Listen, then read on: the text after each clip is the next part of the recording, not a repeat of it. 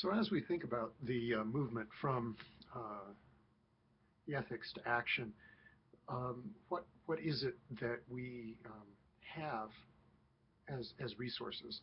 And so we're Anglicans, right? So we look to the tripod, uh, and certainly even a cursory reading of Scripture shows that concerns for justice infuse just about every book of the Bible, both Hebrew Scriptures and the New Testament.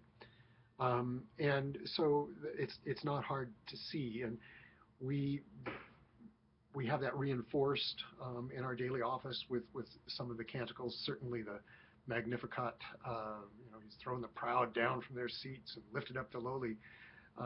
That's part of it, becomes part of who we are as we say it, and we begin to look at the world differently and deal with the world differently as we spend time in Scripture, whether it's Scripture in the context of worship or it's Scripture in terms of our own study and reading. And it goes back certainly to the very beginning of our tradition. You look at the Torah um, and the law codes, Deuteronomy, um, all of the laws, so many of the laws that talk about concern for the marginalized, the disadvantaged. As early as Exodus, we've got the concern in Exodus 22, concern for the sojourner or the widow or the fatherless. And a lot of the laws that then spin out in Deuteronomy have to do with how we take care of those um, who are less fortunate, to use the language that we so often do. Another way of putting it is that a widow or an orphan or a sojourner, somebody who's not part of your community, has no advocate. They don't have somebody to stand up for them.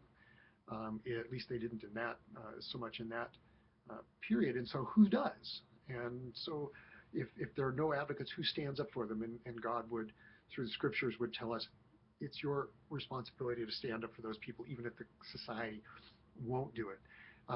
So that's our call from very early on. And we read this over and over and over again, that the concern for the poor, the concern for the marginalized is um, running throughout Scripture. The codes on poverty are many, many. I was in a discussion the other night where one of the panelists said that one out of, I forget, it was some astonishing number, one out of 16 verses in the Scriptures have to do with the poor. And once you get into the Gospels, it's even the proportion is even larger. So that is there all the way through, and the reason for it, of course, is that God shows us compassion, and this is um, in the Hebrew Scriptures.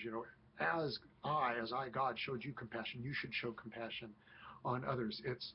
It's not a condition, but it's a reason. We are compassionate because God was compassionate. We love because God first loved us, in the New Testament language.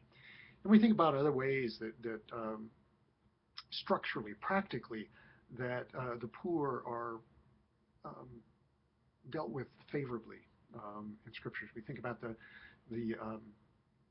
the sabbatical year and the Jubilee years when debts and voluntary slavery were forgiven to keep people from being perpetually in a state of subservience or poverty. Um, then, of course, you move into the prophets, and especially the 8th century prophets, Amos and Hosea, Micah, and Isaiah.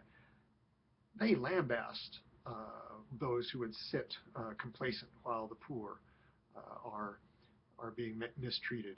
They lambast them for mistreating the poor. I despise your festivals. Why?